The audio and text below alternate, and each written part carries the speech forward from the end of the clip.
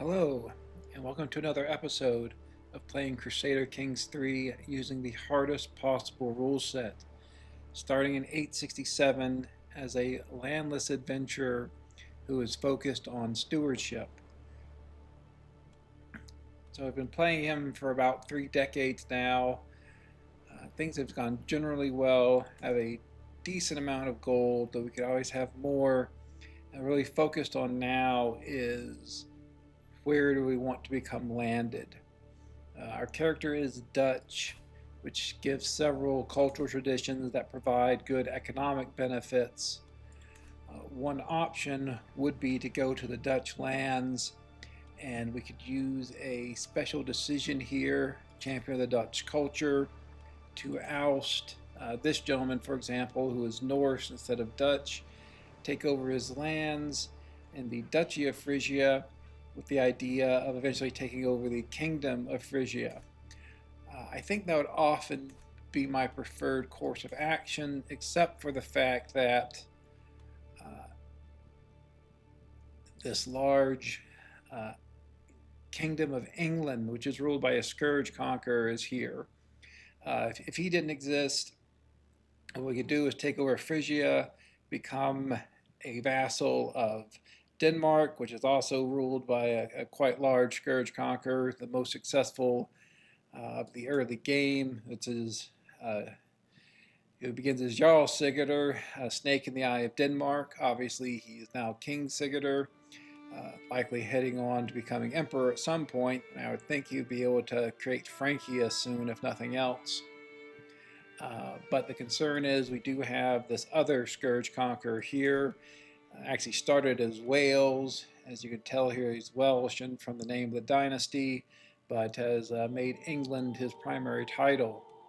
So my concern is that if we try to grab Frisia, that he may attack us, given he has land right here. And so that's really the concern.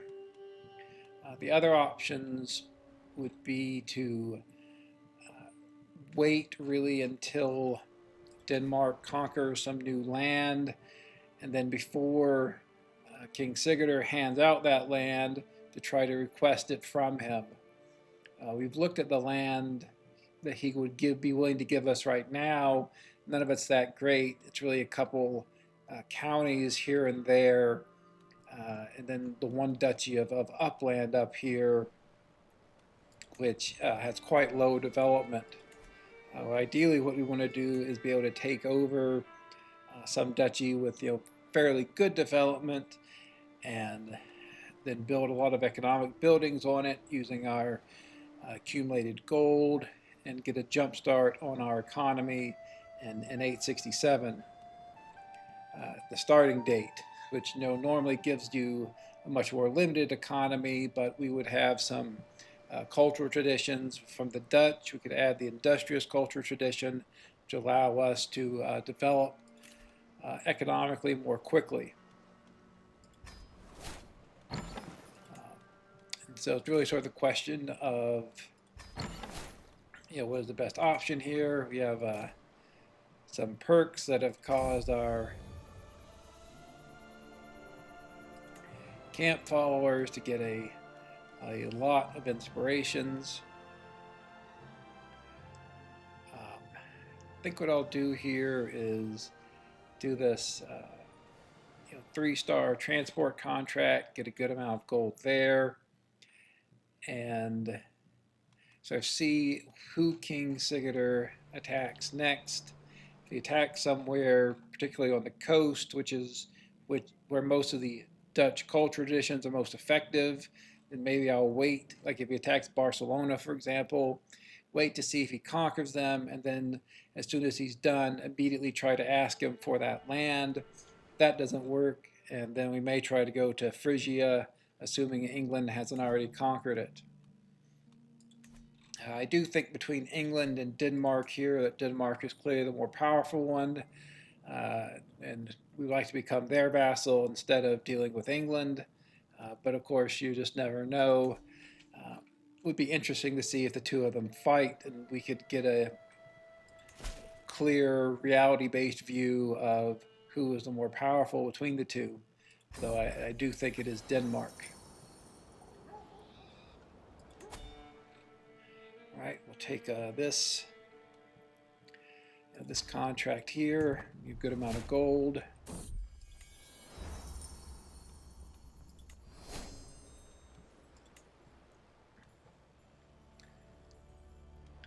We are going to be hanging out up here, in Denmark, the actual territory, so that we can stay in contact with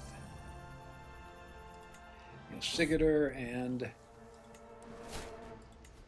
ask him for land as soon as it's possible.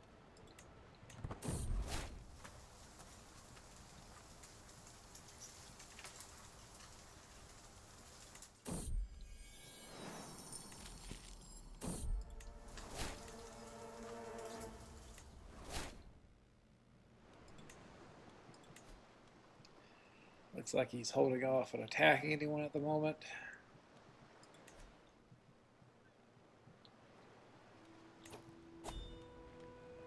So we do have a living wife and some children, which was a concern for a while earlier in this game.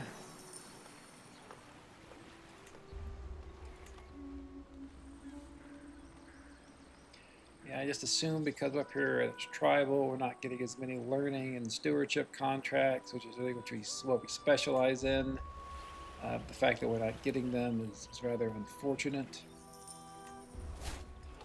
Again, we can't or don't really want to head away at the moment from where we are, because we want to be in range of Snake in the Eye when he conquers more territory. Or at least see where he conquers.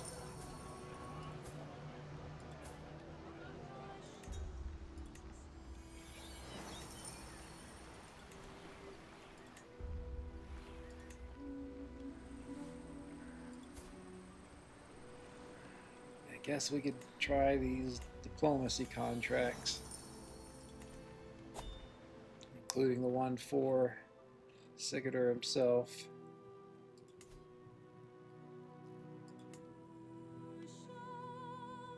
Yeah, so that's unfortunate. Okay, so it looks like England is going to take over Frisia.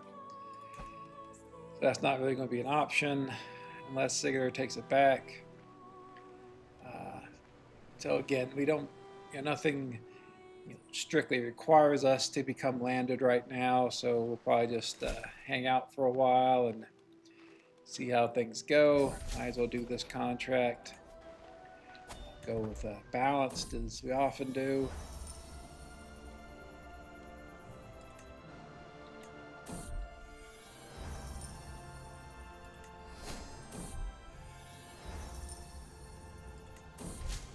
Usually for those artifacts, I say whatever their muse yearns for, so that we have the increased quality of the artifact.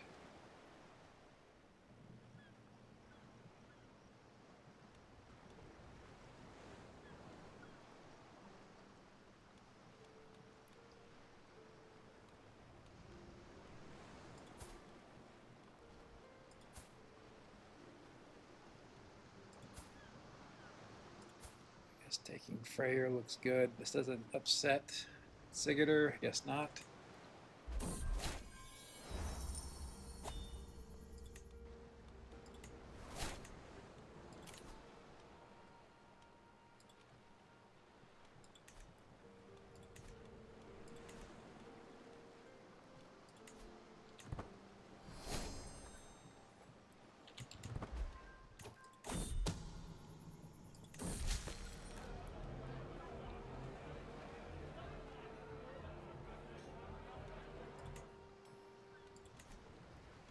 Right, another successful contract. You see that we have maxed out our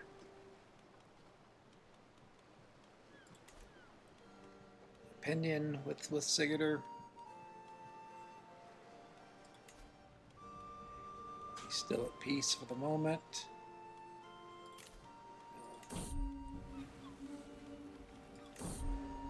some stress here, just a little bit stressed out. So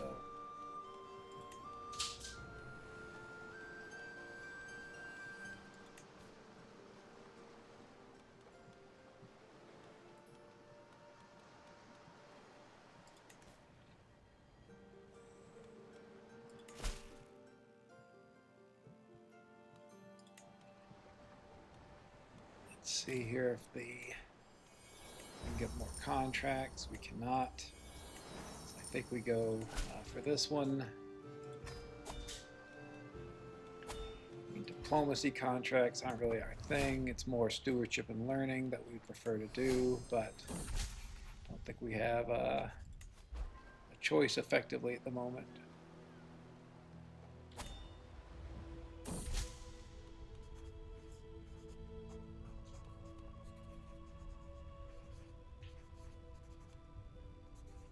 Okay, I think we do that top one there and just get the money.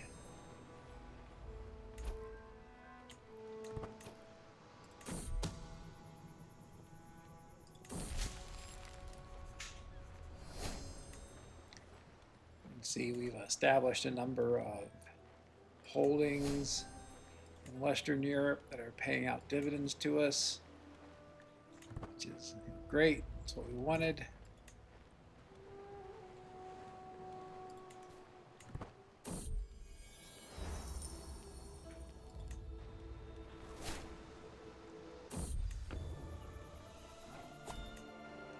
Do have a lot of nice purple books.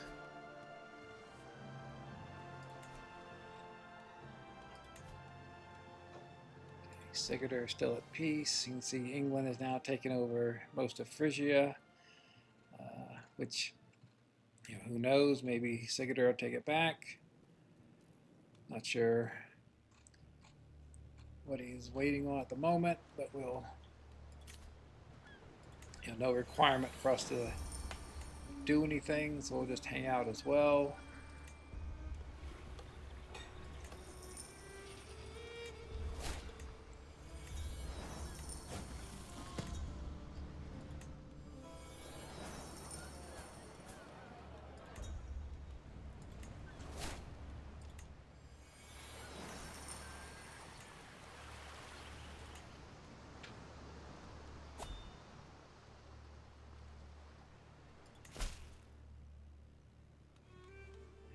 Guess we can do this Marshall scheme here.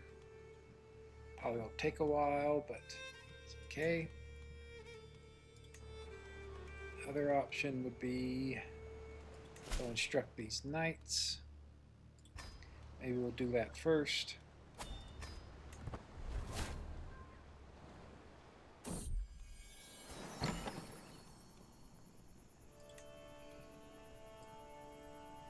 So, very interesting decision here in terms of how we educate our son.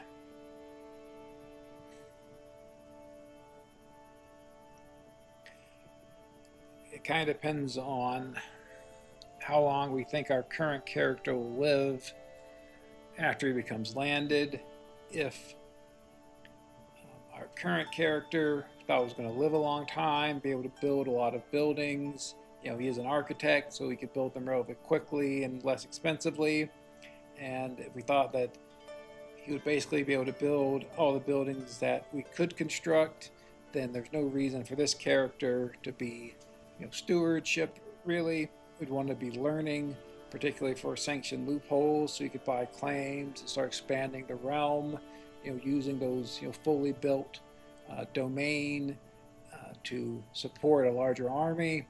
On the flip side, if we don't really know when our character is going to get land or how much of it will be constructed, then that would lean toward making our son here a stewardship character, since he would then need to be building those buildings himself. We don't have to make a decision right now, but obviously we do in the next few years, so I think we just hold off for now.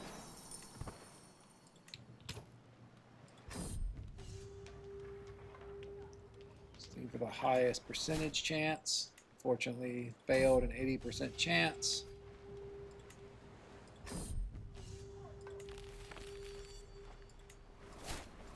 But we did succeed on the other two, so succeed overall in the contract. It's going to have an endless number of books here, apparently.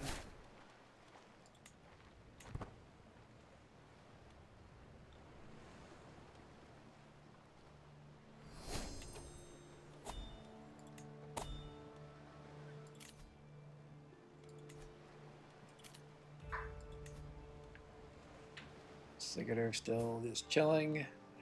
Not sure what he's waiting on exactly.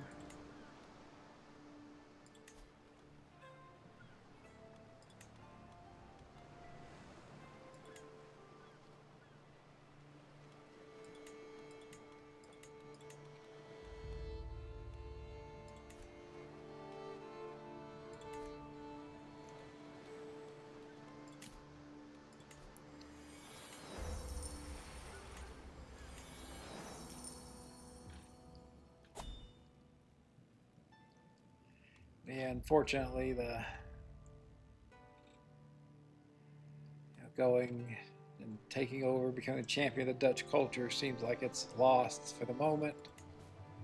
That was sort of our backup plan in a sense, but I guess no longer at this point.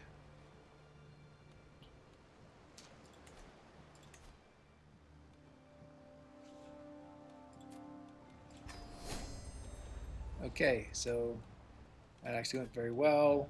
Just by requesting men-at-arms, we ended up with Varangian veterans and Huscarls, which is what I would have wanted myself if I was going to do that. So that all worked out.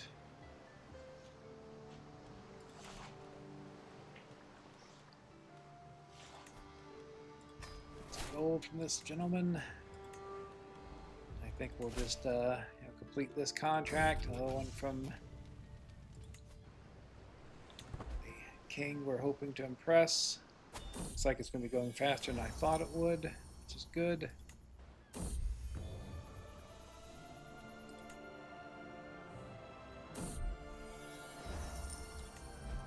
Again, we'll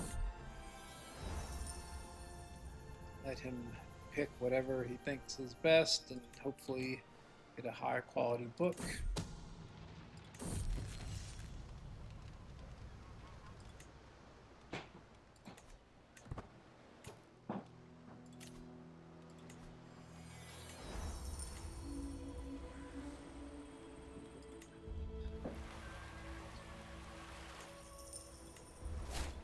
Unfortunately, just intrigue, and we don't want to do any criminal contracts. I think we can't even accept criminal contracts anymore because of a decision we made regarding taking the adventurer bloodline. But in any case, I don't think we'd want to do them. It's quite impressive that there's a wandering person in a tavern who's a 5-star diplomat. We really need them. Sigurdr still chilling. Just doesn't seem to have any interest in attacking anyone at the moment, which is a bit surprising. Guess we'll go finish do this contract.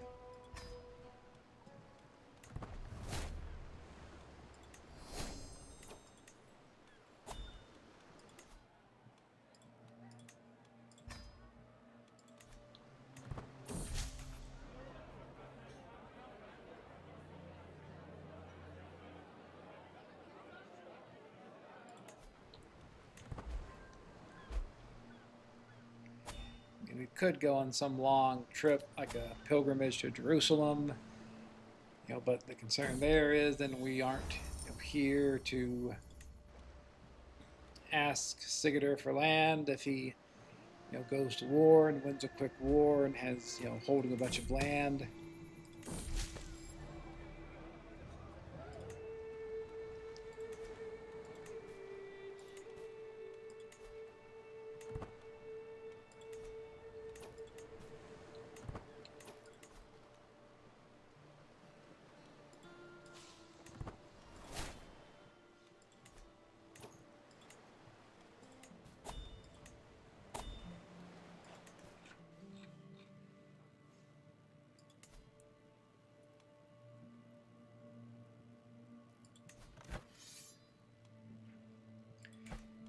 Carlings are still attacking each other despite the rather obvious threat from Denmark. But that's how that goes sometimes.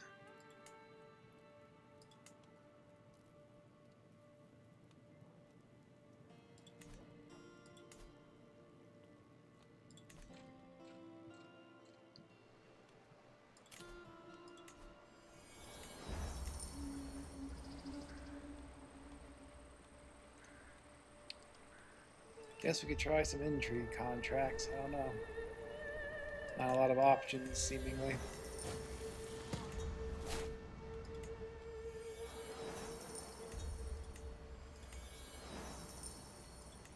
But I mean, if Sigurdr himself is going to keep handing out these good contracts, might as well do it.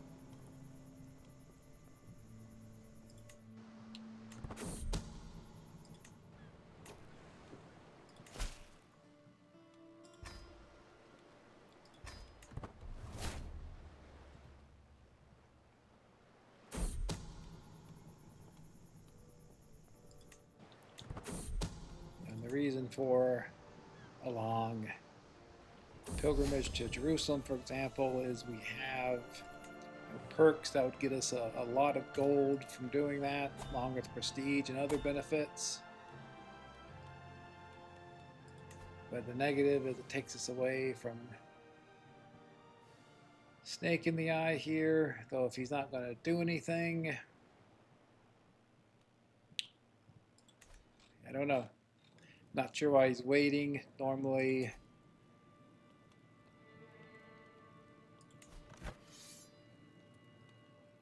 Scourge conquerors will just spam their kingdom level, causes belli, take over neighboring realms, but he seems to be taking a break of some sort.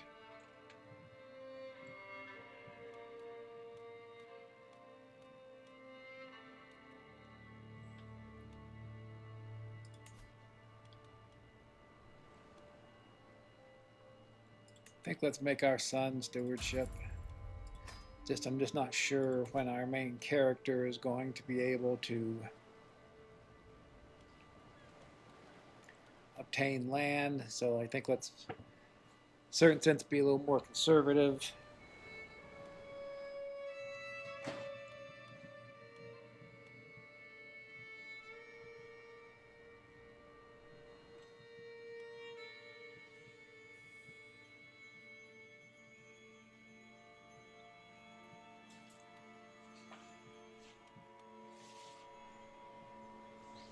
Just thinking about what I want to do next. Maybe we hold a camp revelry while we wait for Sigurdr to make a move.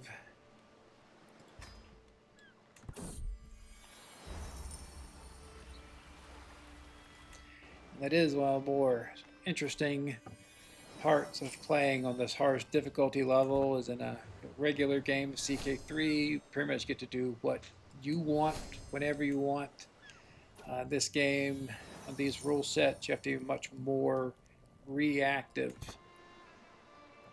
in terms of especially seeing what the Scourge conquerors are doing, and just waiting on them, trying to pacify them, becoming their vassal, tributary. Your ability to do anything really depends on what they're doing. And again, we're seeing that here with really just waiting on Sigurdr to do something.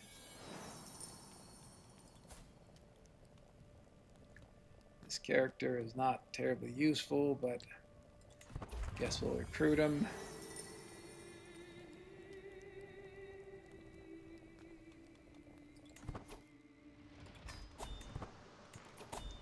Okay, looks like Sigurdr is doing something here.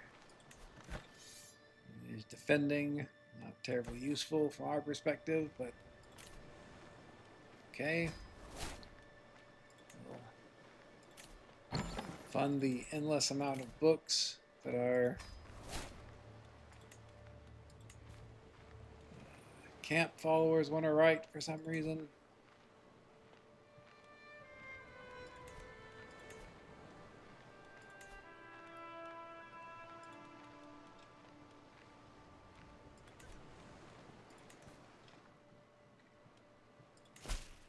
Guess let's do another contract for him.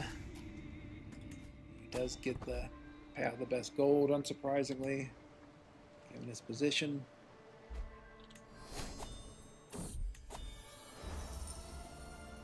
Same thing as before with the highest quality artifacts we can get.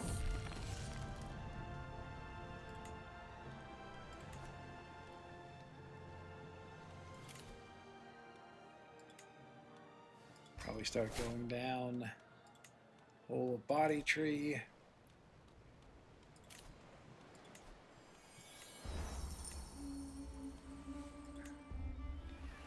Not really sure I want to do a treasure hunt.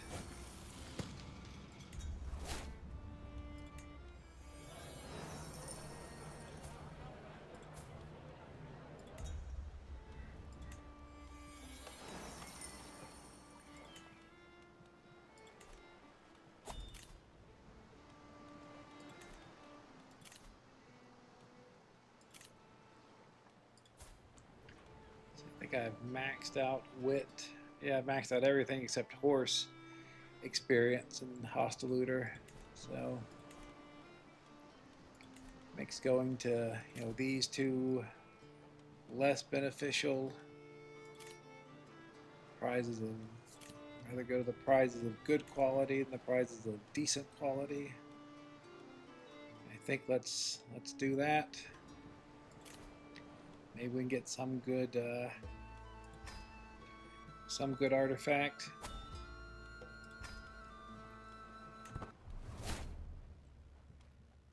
While we wait for Sigurdr to do something. Okay, looks like he got attacked by England, so this will be interesting.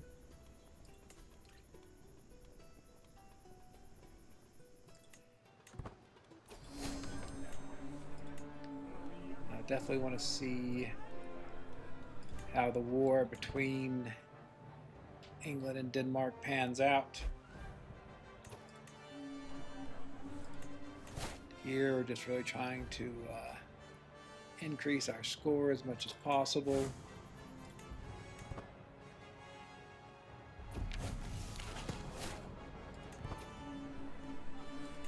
And usually don't sabotage people, so the risk of being caught. And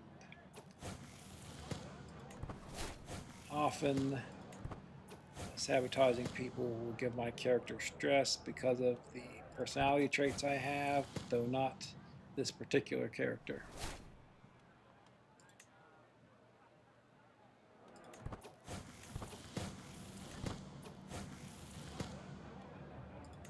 Let's take the stress there instead of prestige loss or risk of losing health. I want this character to live as long as possible. He is custom made with, I think it was 399 customization points, so he's going to be better than 99.9% of regular rulers. Probably going to be better than our son, maybe. So the longer he stays alive, the better.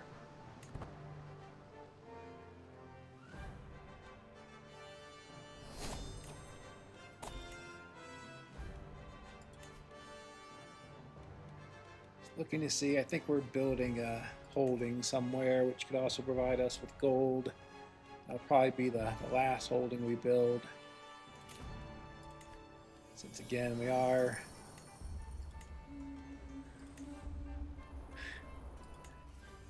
trying to become landed soon.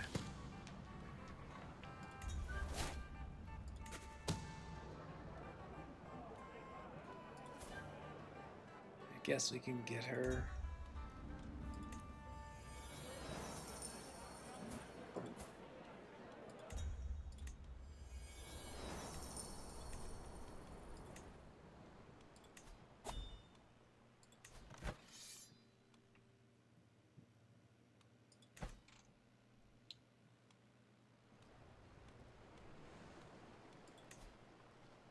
So I think Sigurdr was over here defending against Viking invasion. Presumably he's now going to be shifting his armies over to Lotharingia. we have to see how that plays out. You know, if he loses, then well, maybe we reevaluate who is stronger, but I'm guessing it's going to be Denmark.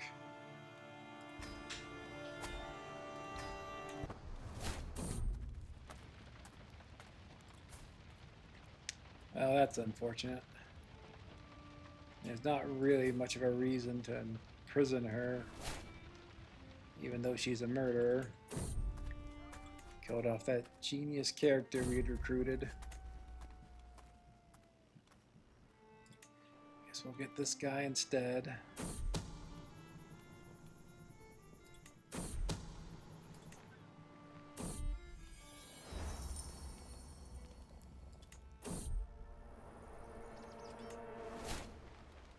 You know, for those two decisions, I don't really care if, you know, two people in my camp become lovers or not. And then for the second one, I usually just let the person eat it so that I don't get any sort of health penalty.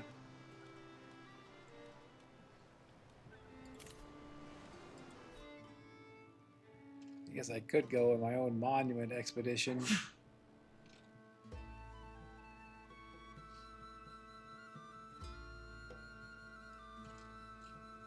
I don't even know I've done that very often. Let's just try it and see what happens.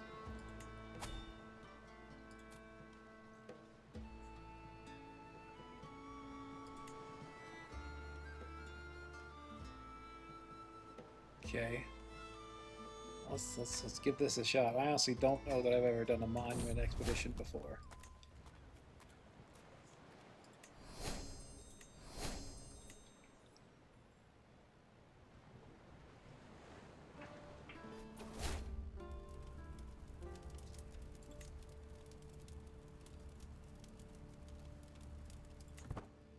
Go with learning.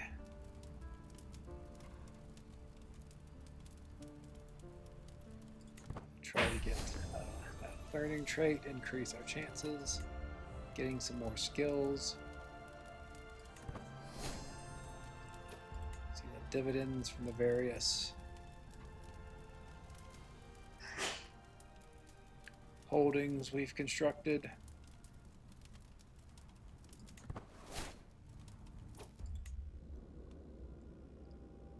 Again, we'll just take on a little bit more stress.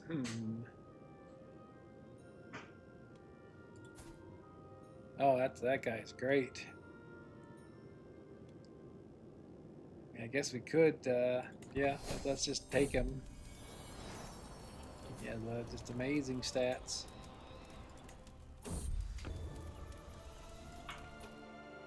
More of our endless books.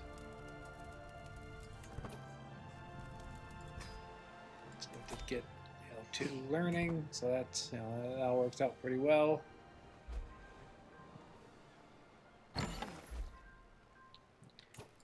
Every single person in our camp has become inspired. Wow, that is crazy. You can see over here at least 5 people become inspired.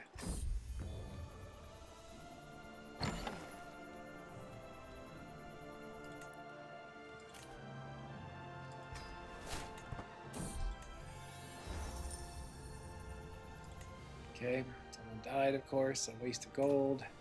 Probably should just stop funding all these inspirations at some point. I don't know what Sigurdr is doing. I guess he's about to lose to England. Maybe it's a good thing that we held off on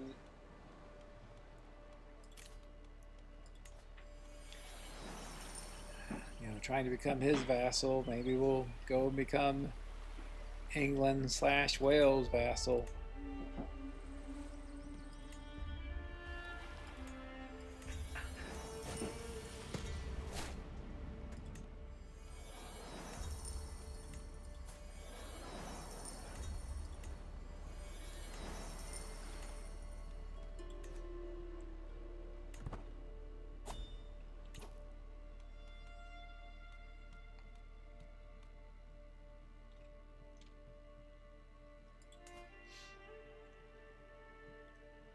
just don't know what he's doing.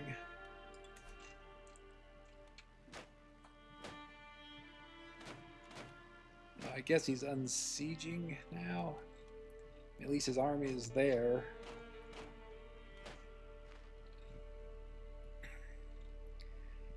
But presumably he's going to be occupied for a bit of time with that, so we can, I think, go on a pilgrimage.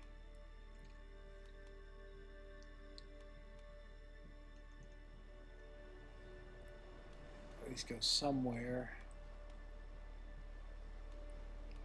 We can start by going fishing to reduce our stress a bit.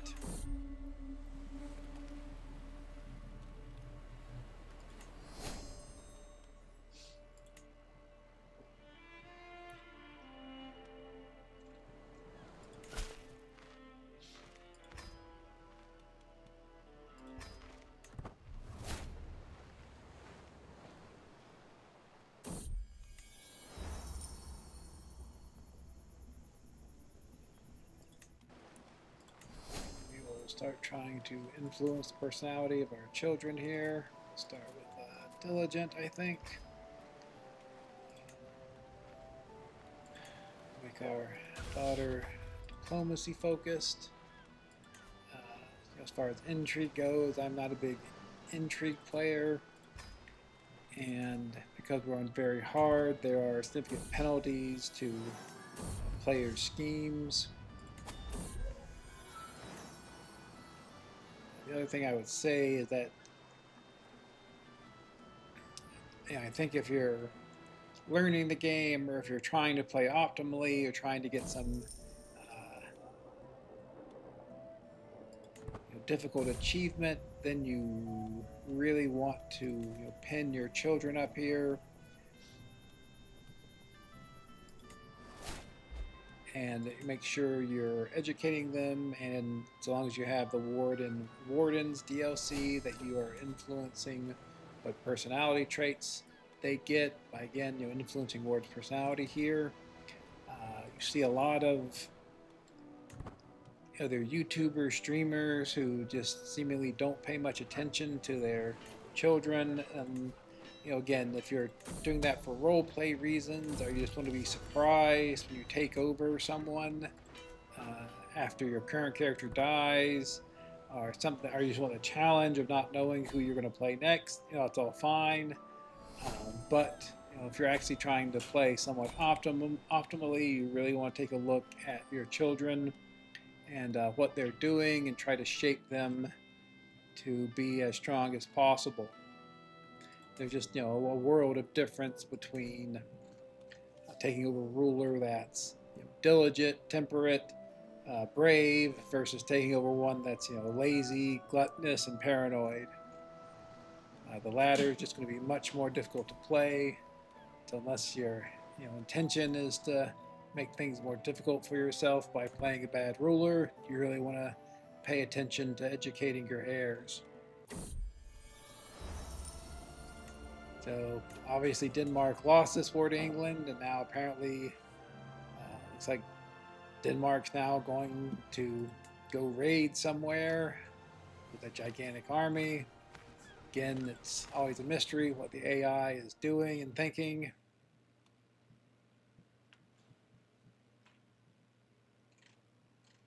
So it looks like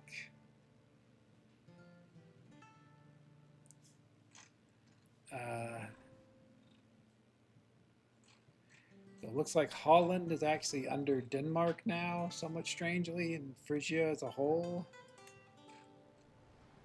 Frisia has not been created. I'm a bit surprised. I mean, we know England had been holding those territories. Must have lost them somehow. Let's take a look at who is ruling them, specifically if the person who's ruling them is Dutch or not. If they're not Dutch, then I think there's a chance we can just go down there and take it. Like, this guy is is not that strong, really.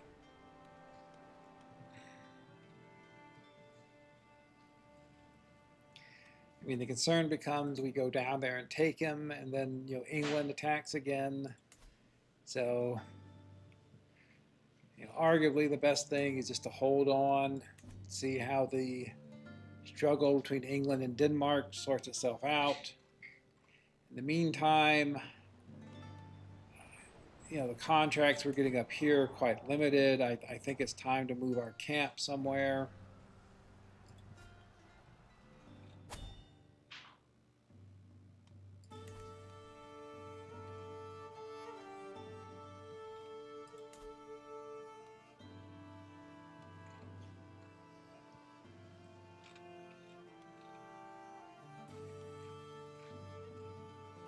Maybe even down here to Thuringia.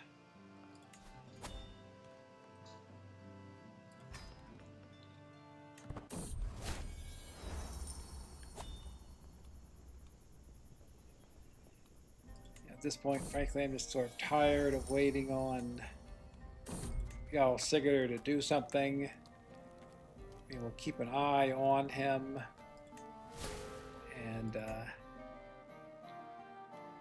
you know, if he attacks somewhere interesting that, you know, where there's land that we think we would want to get, then certainly we can go back up to Denmark to where he is and position ourselves to request land from him. But until then, we'll just do our own things.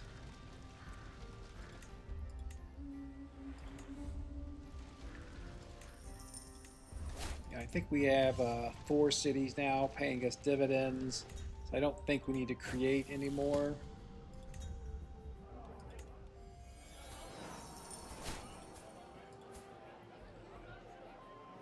I mean, she's a pretty good character. I guess we could bring her in. I guess we could start doing some training, eventually become a blade master.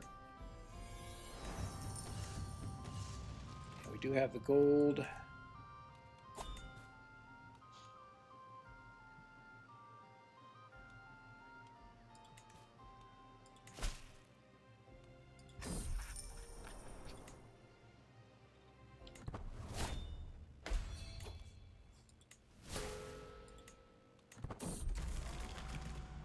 Okay, have to become athletic. Very useful.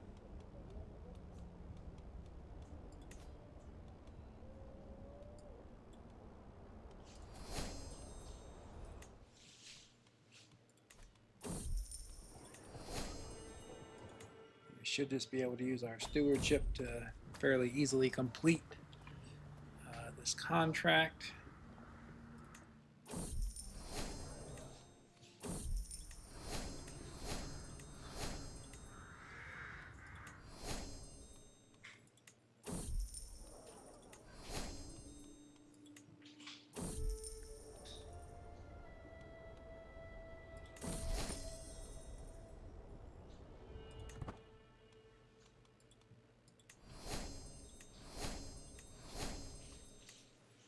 Wow, that was a massive increase in their development. Work off some stress. Guess we could do another camp revelry if we wanted to. I just don't know about the AI sometimes, man. It is very challenging to figure out what they are doing sometimes.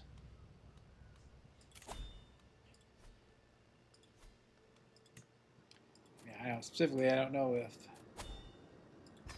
Sigurdr is afraid of attacking England or if he has other stuff in mind. I don't know. It is very curious.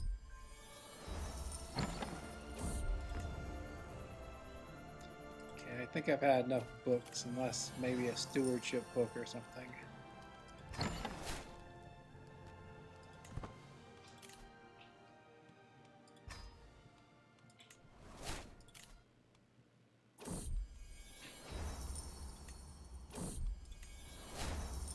Let's get more.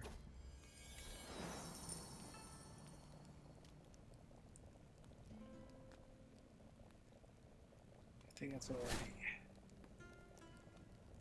I think we basically already have a very similar regalia. Don't need that journal or trinket, so...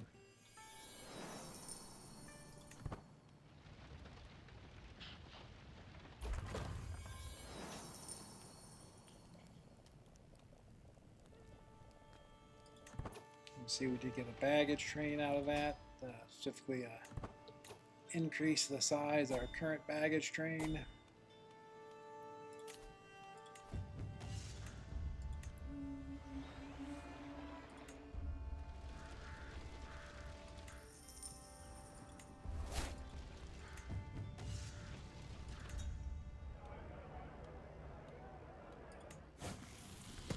I guess we could keep upgrading our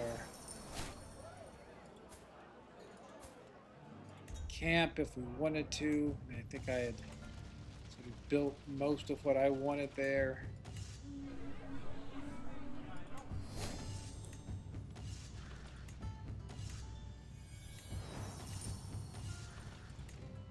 We can take another look.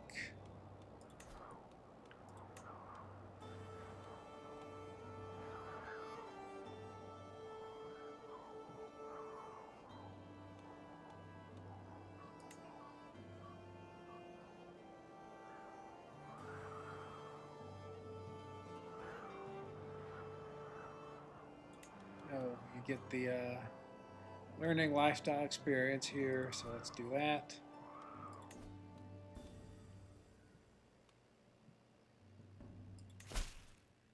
We'll escort this emissary wherever they're going, which is quite far away. Do high stakes bartering, and then since we're traveling across the water, we will do experienced captains.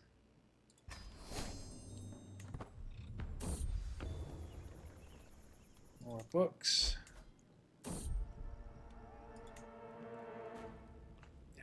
King Sigurdr just not doing anything. I don't understand.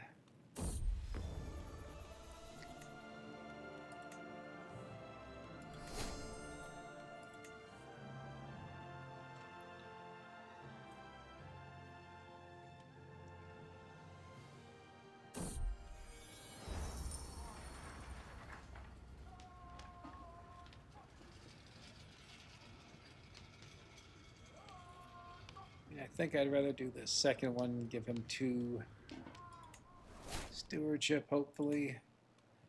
You know, and I'll focus on what traits to give him myself. Guess if you're landed, normally you can have a child study a language, but I guess we cannot do that because we don't have a tutor. Bit unfortunate, but one of the downsides of being landless, I suppose.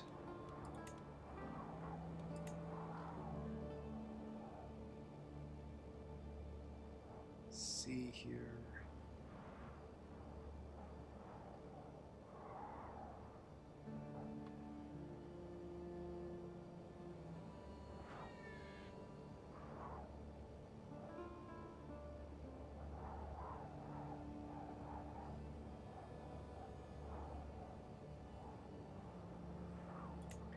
Looking at what else you might want there.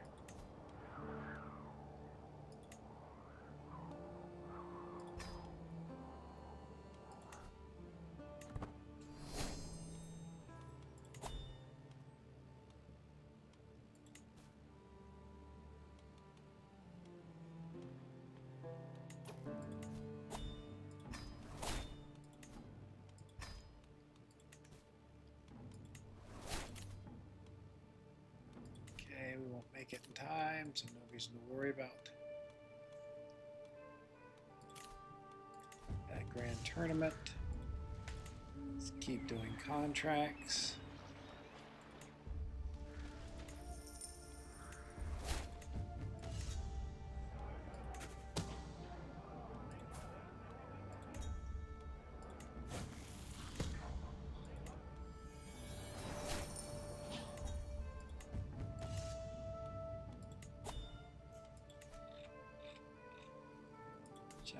Denmark and England are doing.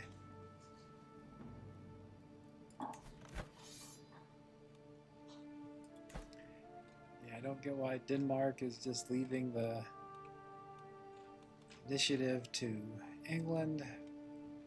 Not sure if he thinks England is more powerful or what's really going on there. Do this contract quickly.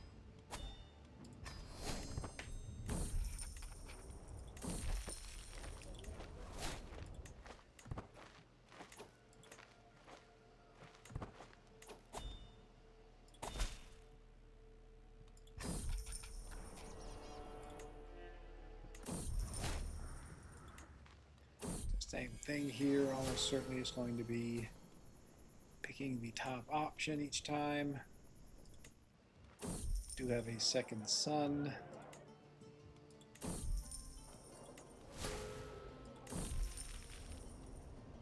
Huh. I failed.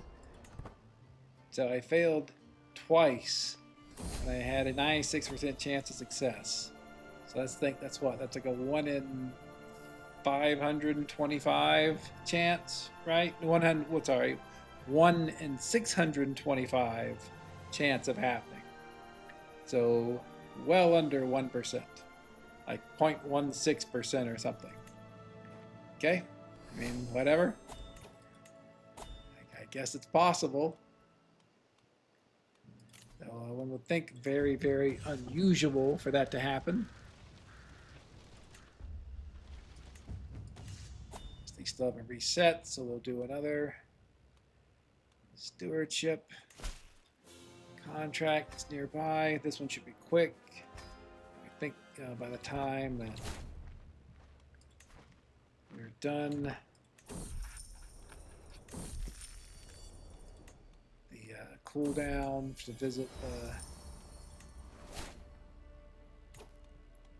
settlement will be up.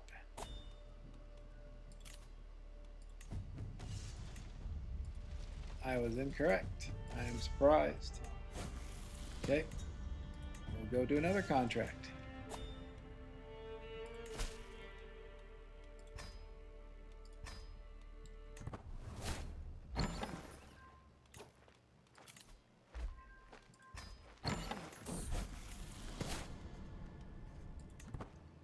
Probably just going to embellish 3 times. It's 87%.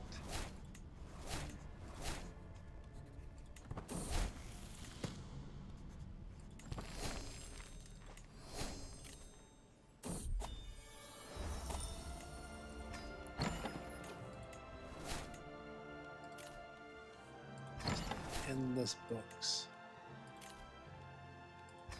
Alright, I think I'm really going to stop. Except I don't have stewardship books. That'd be the one thing I'd be interested in getting.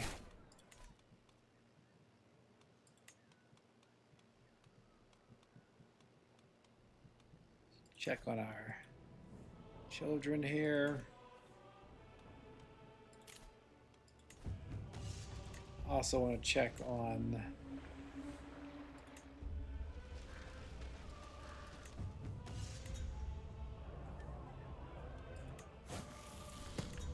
Denmark and England, see what they're up to. A lot of good intrigue characters there, but I don't really know that we need that. Become aspiring blade master, that's good.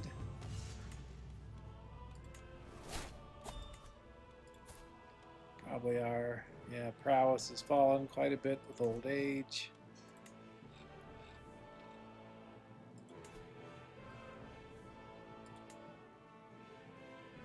Okay, I don't get it, right? So England is at war, and a fairly serious war. Well, decently serious war.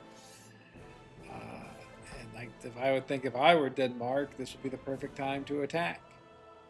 But the actual AI ruler of Denmark does not think that way, for whatever reason. Okay, we need to get our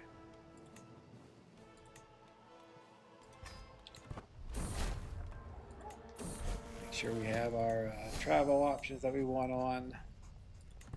Again, we're just going to be embellishing everything so we get the maximum amount of points toward finishing the contract, which we did.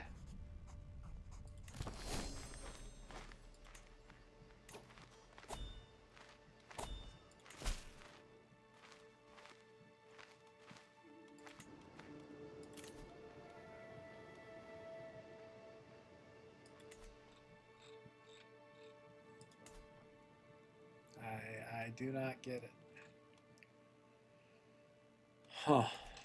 Okay. We'll continue on.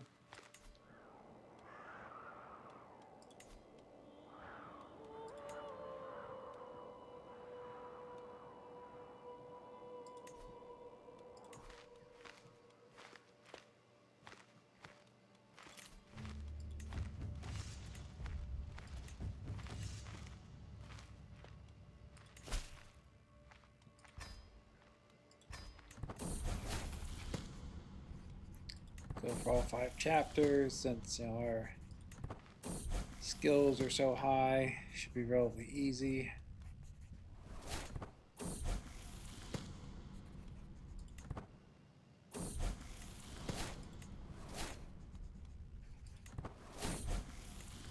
Of course, we still managed to fail somehow. Whatever.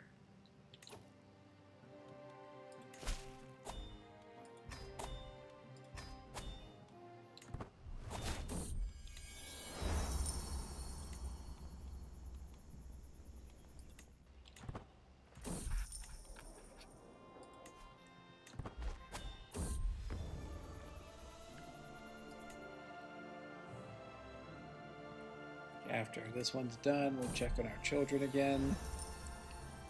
Again, now saying the children are the future is a very trite statement in real life, but in CK3 it is literally true, and that presumably, unless you're stopping with one life, you're going to be playing your children at some point, so you want them to be as well educated as possible, unless you've intentionally made the decision to make your playthrough more challenging.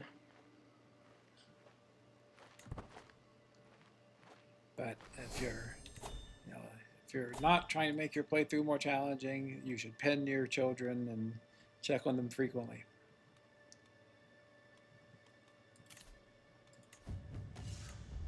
Or again, if you're role playing or whatever, that's totally fine. It would make sense.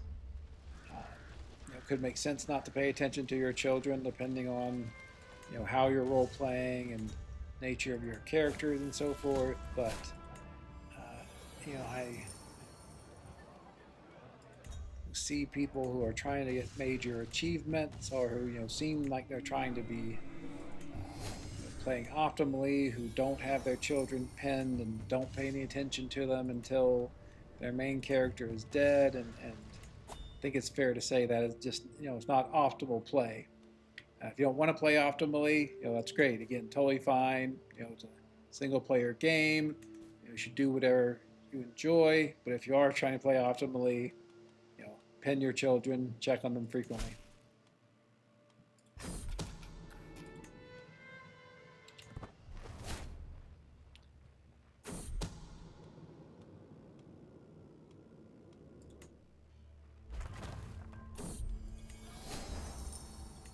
What are you even complaining about? We have tons of food, provisions.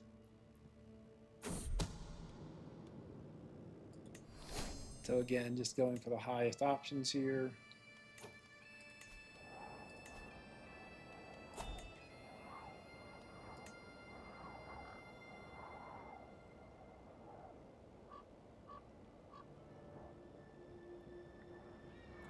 I think we'll go here for the income follower opinion.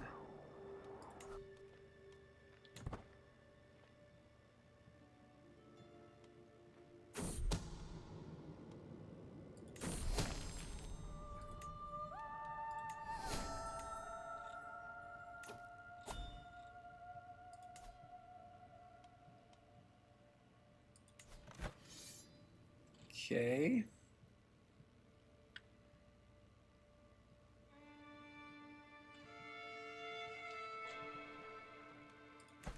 Huh. I mean, this is interesting. It's relatively high development land. You know, Andalusian is interesting. You know, malleable subjects is very good. Tabletop warriors is good. I think maybe we head back up to Mr. Sigurdr and you know, just be ready when that war is over to ask him for some land.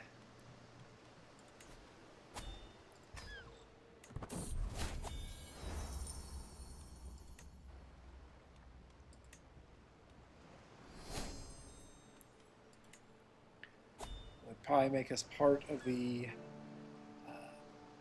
know, Iberian struggle.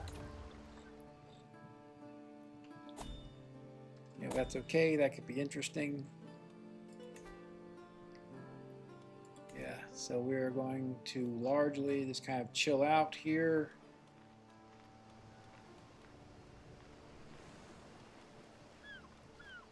Waiting for that war to finish. I guess we can visit tribal holdings, see if there are any, generate any contracts that we can do quickly.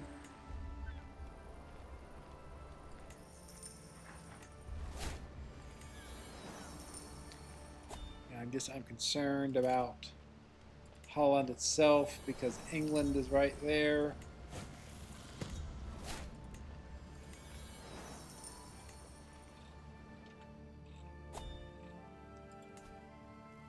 And you know, we've seen England beat Denmark once, and you know, Denmark doesn't want to respond for some reason that is beyond me.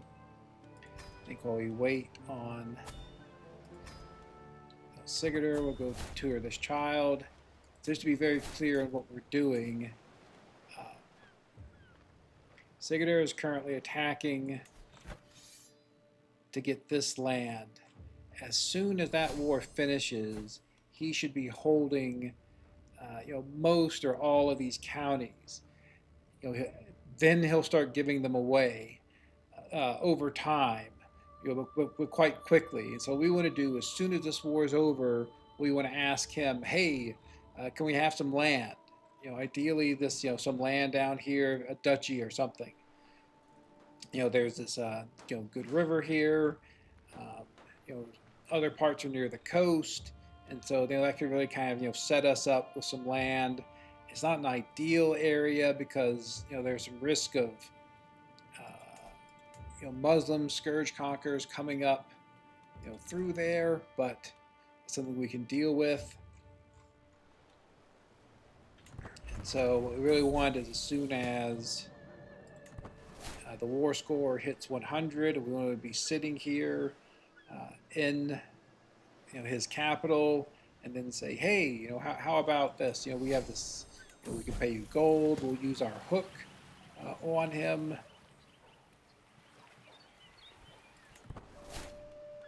You know, we do something to go grab that land, become landed.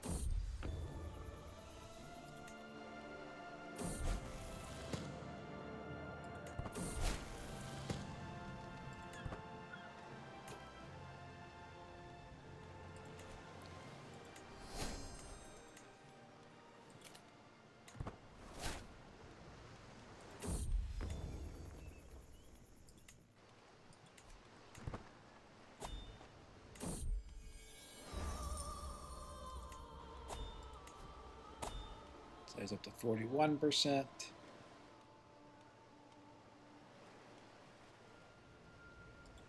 I mean, yeah, my concern is that he could very quickly get up to 100%, and so I don't want to, you know, go too far or you know, take any, you know, long contracts or even a, you know, monument expedition.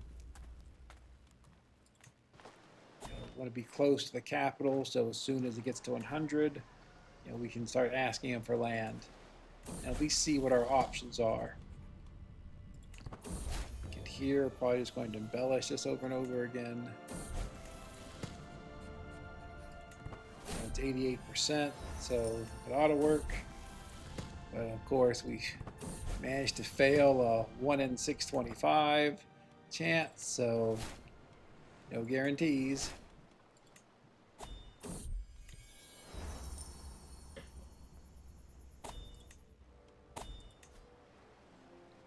Okay, up to 54%.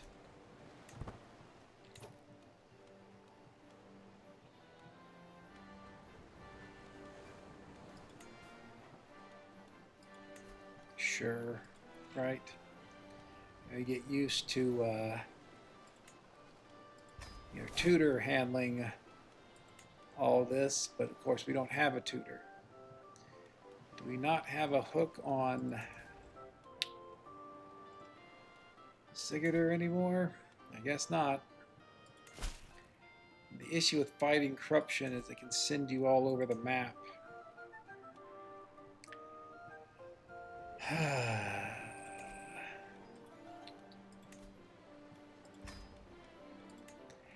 Maybe we take the risk of not making it back before he finishes the war. I guess let's go do this. Go up to speed 5.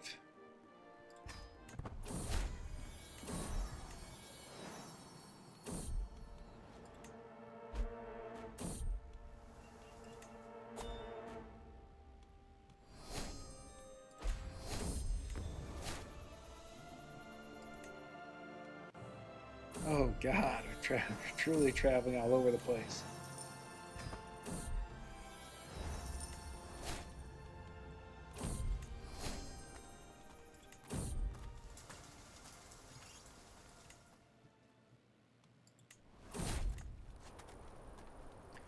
Yeah, in retrospect, this may have been a bad idea. Okay, up to 63%. I mean, they're not, you know, not looking like it's suddenly going to be 100%. So hopefully we can get this finished, this contract finished before.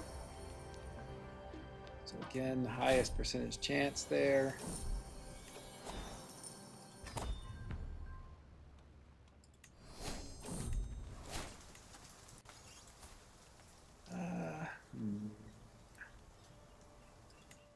Guess we'll recruit him.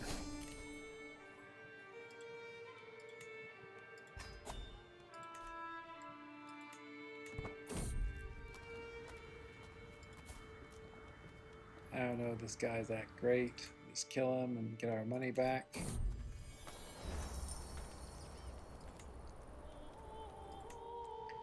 We are in a hurry. We're literally just running back and forth from north to south, wasting a lot of time.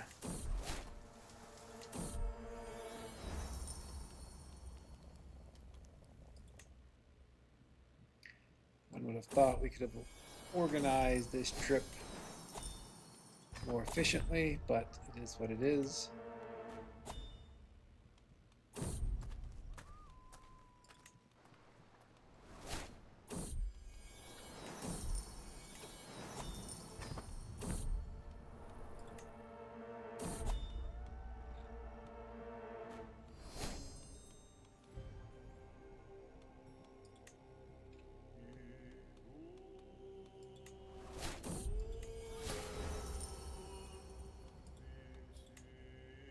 Dog, sure.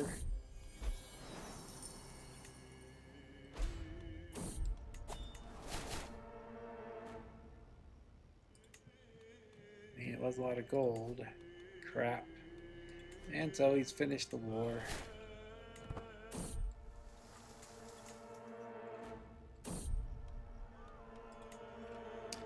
Yep, that was probably a mistake.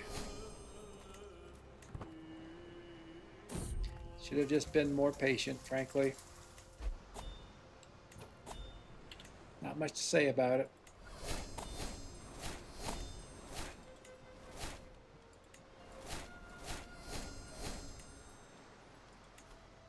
Yeah, he's almost certainly given away.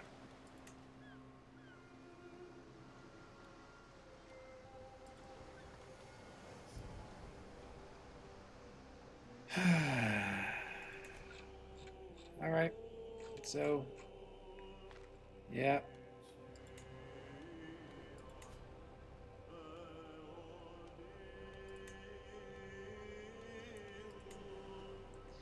I mean, it looks like a lot of the people that hold this land are maybe the original rulers, so maybe it didn't make a difference. Okay. Also looks like Denmark got Lotharingia back. Is he declaring wars and I'm missing it or what? All right. He still hasn't formed an empire yet for whatever reason.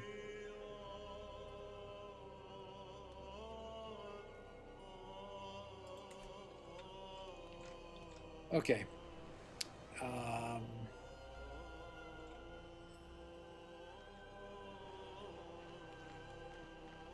I want to take a look here about whether Phrygia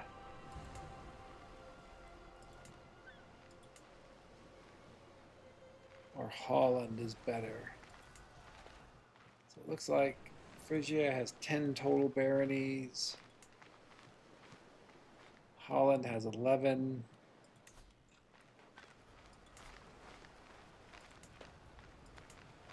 Utrecht also has 11.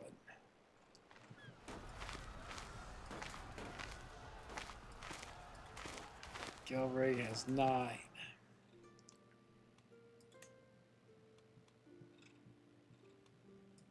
Yeah, I'm confused. So we saw England attack and beat Denmark to get Lotharingia,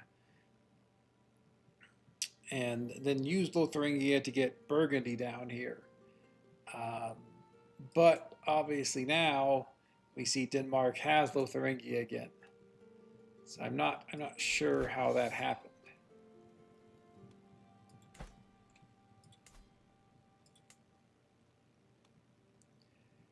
I'm a bit concerned that England's already had one succession, and so they're on at least their second Scourge Conqueror. You can see he's only 40 years old, so he's probably going to be around another 30 to 40 years. For Denmark, Sigurdr is getting old. He has, looks like it ought to be, someone who would inherit Scourge Conqueror, but even though we have, as part of the game rules, all heirs inherit, and the way this is stated, conquer personality bonuses, will be inherited by all heirs that end up as independent rulers on succession. That simply is not true. That for whatever reason, you very frequently see heirs not inheriting the Scourge Conqueror trait, even though, again, we have it on all heirs inherit. Oh boy. And now we see, Rurik, though he's 75, so he's old, he's got very fragile bones, so I don't know how long he's going to live, but he actually does look significantly more powerful than Denmark. And this, this sort of goes back to what I was talking about in the very first episode of this series about 867, being so difficult. Is it just seems more random in terms of the Scourge Conquerors. It's very difficult to figure out, who's the most powerful one. When is one rising? When is one falling? It's just hard to figure it out. I think there was a comment on one of my early videos where someone said, hey, playing on this hell mode, it's not very too bad. All you do is you find a Scourge Conqueror, and you become their vassal, and you expand underneath them, and eventually you become powerful enough to attack people and become the most powerful ruler. And there's certainly something to that's part of it. That's certainly a strategy. But the issue becomes something like where we are now, where you have multiple scourge conquerors around and you don't really know which one's going to be the most powerful. And that's where sort of the challenges and the subtleties of figuring out what is the best way to get land and avoid being conquered by one of these three scourge conquerors. Because if we end up in Phrygia or Holland here, and then England takes over that land, we'll lose it, and we'll be landless again, and we'll be starting from the bottom basically, which obviously is not what we want to be doing.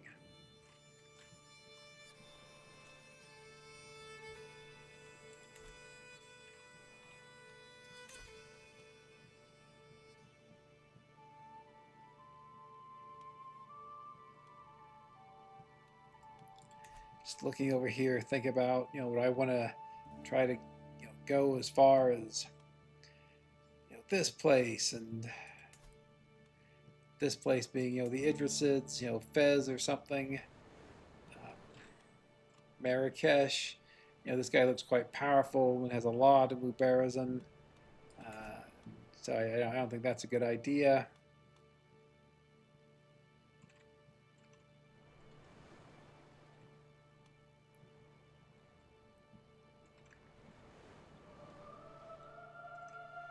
Maybe what we could do is still just come down here and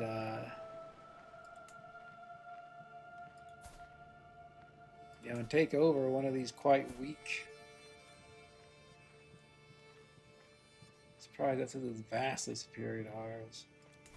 Well, I guess at the moment we don't have our troops fully restored, but we could take over one of these weaker areas.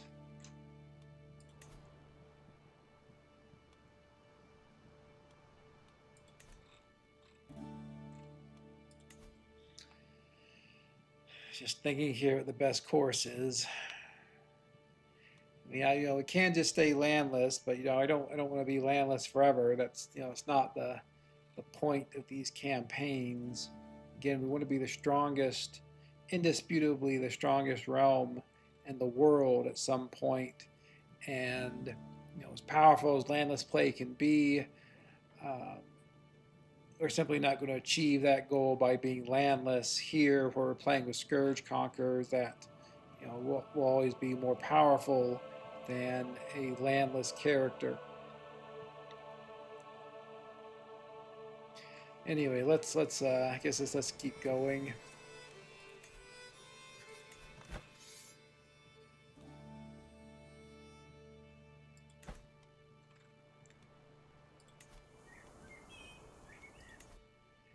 Maybe let's move our camp to Holland here.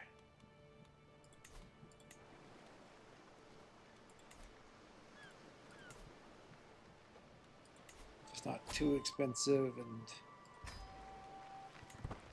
so see what it looks like in terms of can we just peacefully take it over. Well, that's a good contract. Maybe we can come back for it. Sure, we can have these people join our camp.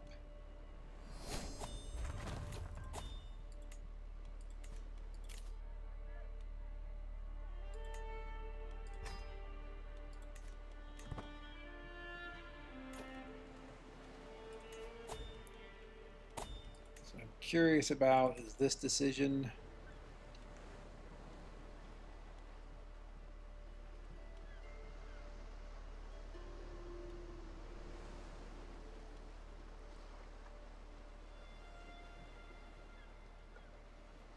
Yeah, I don't think I satisfy all that, unfortunately. Or specifically, you need to satisfy 3 of these. I don't have a highborn Dutch spouse. I am of Catholic faith. I think I do have a weak hook on King Sigurdr, but I'm not his friend, and I certainly don't have 1 level of fame more than him, since that wouldn't be possible.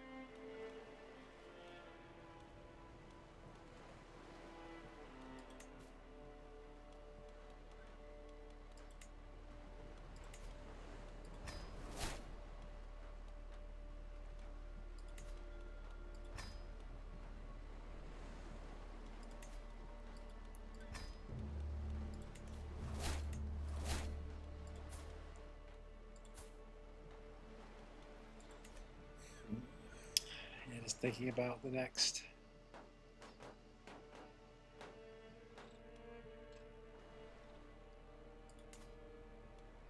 I mean, we could probably attack Phrygia just because it's so much weaker.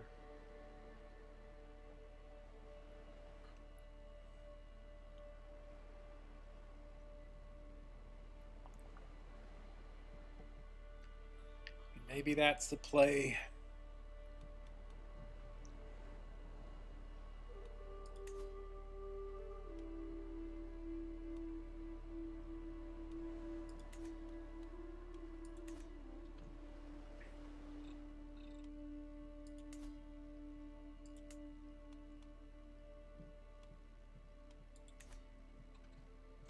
Yeah, just worried about England taking it back is the main thing here. Let's knock out some easy contracts and then we'll worry about it.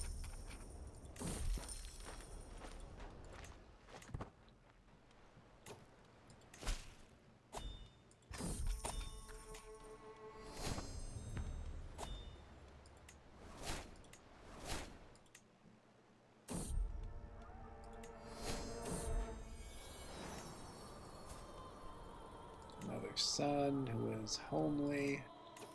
That's obviously unfortunate.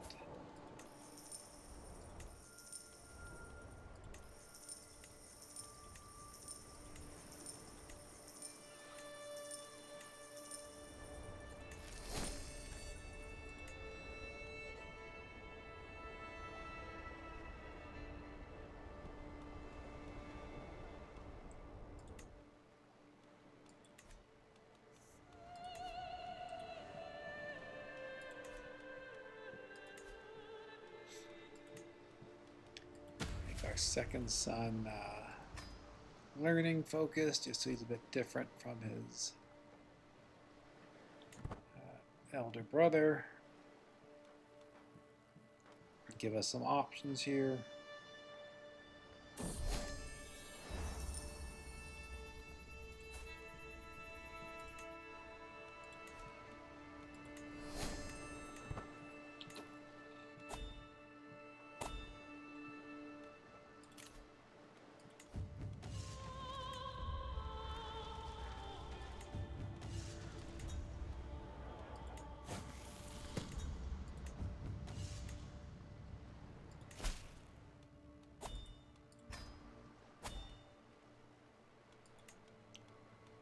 Not sure why it keeps taking off my travel options that I want, but we'll put them back on.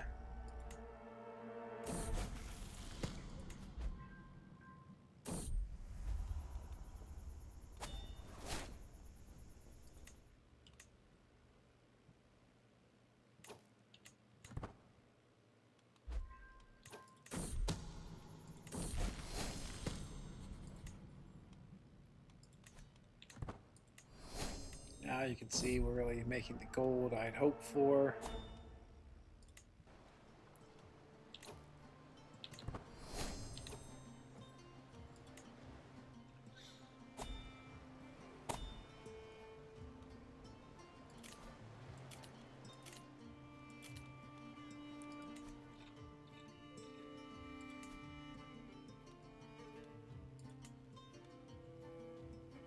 Curious what this guy will do after he's finished with that war.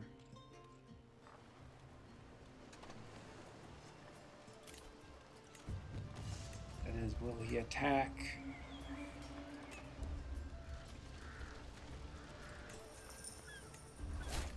Denmark again, or will he do something else?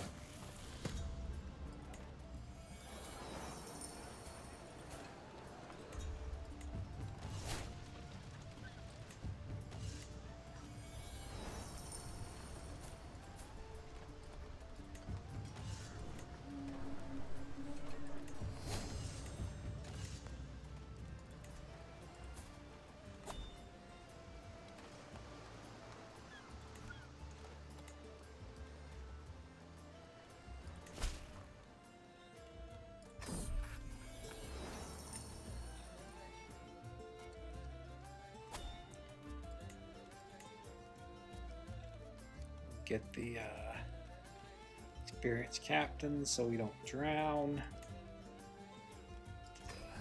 Real risk. Going over the water here.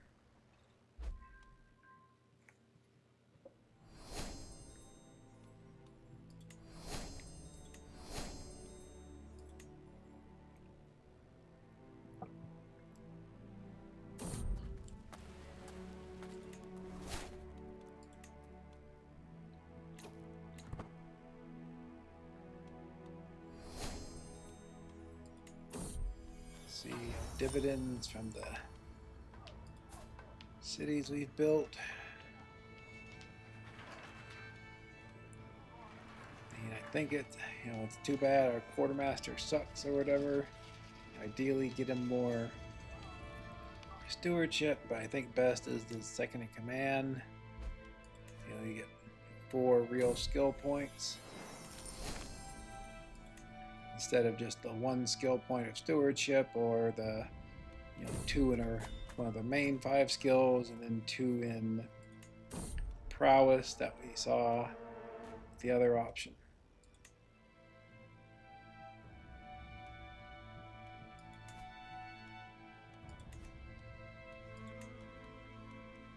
Or all these journals? I thought they were like real books. Okay, I really don't need any more of these.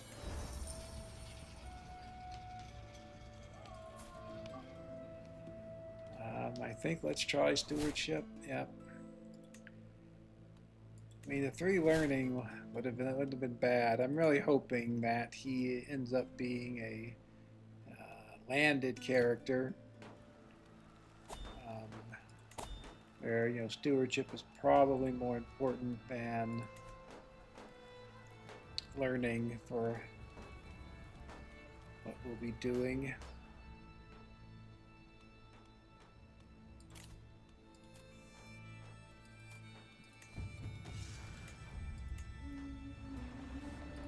Stewardship, of course. There's our contracts.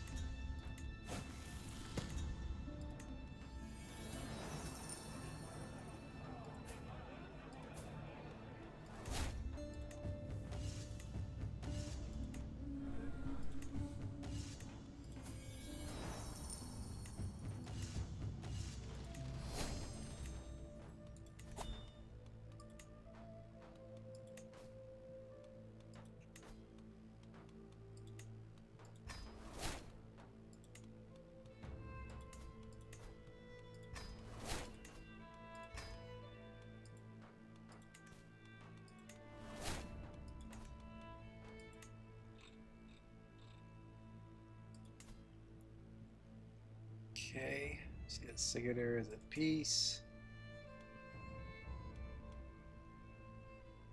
Huh. See, England is actually defending in a couple of wars. Okay, so I think we're gonna call this episode here. I had hoped to get some land by this point, but we do want to be careful. We don't want to get some land just to lose it. There's a real question here of what the best option is in terms of, is there going to be a Scourge Conqueror that takes over for Denmark? Denmark is just a kingdom for that matter. Will it split apart? Probably not. You can see here that the Scourge Conqueror for Denmark has put Scandinavian elective titles on all 5 of his kingdom level titles. Presumably that will keep the kingdom together, but no guarantees.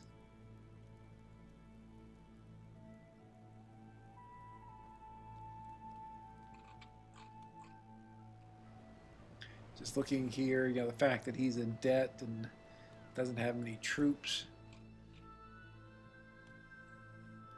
And so really we're just kind of still in the same position of sort of waiting to see how things get sorted out. And again, that's just the challenge of playing on this level of difficulty starting in 867. The main reason I started with this character is I thought it would be the easiest possible character. You make a lot of gold, you're unlanded, so you can wait and see how things sort out. And we've been taking advantage of both of those, and maybe we'll have to keep taking advantage of them for a little bit longer. In any event, thanks very much for watching. Please like, subscribe, and comment. I hope you join me for the next episode. Goodbye.